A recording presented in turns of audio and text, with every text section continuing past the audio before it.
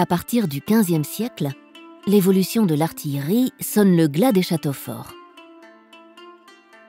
L'épisode des chevaliers brigands aurait pu marquer la fin de l'histoire du Haut-Königsbourg.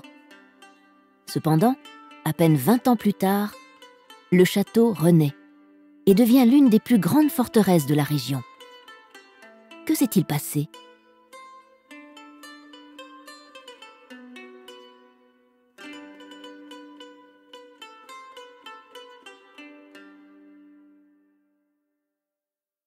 Les Habsbourg sont désormais à la tête de l'Empire. En 1479, ils remettent le château aux mains d'une famille suisse, les Tirstein, à charge pour eux de le reconstruire et de le moderniser. Ces travaux, qui intègrent les murs du premier château, donnent au Haut-Königsbourg sa physionomie actuelle, celle d'une forteresse adaptée pour faire face aux canons.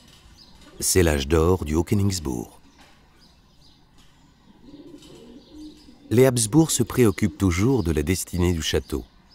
Lorsque la famille des Tirstein s'éteint, les Habsbourg installent plusieurs familles qui devront veiller à leurs intérêts.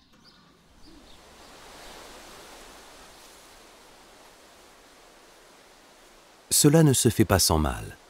La correspondance entre les occupants et les Habsbourg montre que le coût de l'entretien du château est très lourd jusqu'au début du XVIIe siècle.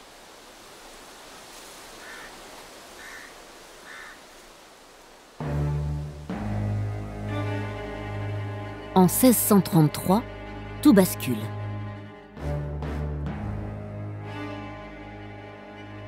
En pleine guerre de 30 ans, les Suédois assiègent le château. Les défenses des Tirstein tiennent bon sous les feux des canons. Mais au bout de 2 mois, les occupants affamés et divisés finissent par céder. Pillé et incendié, le château restera en ruine pendant plus de 2 siècles. Ainsi finit la deuxième vie du Haut-Königsbourg.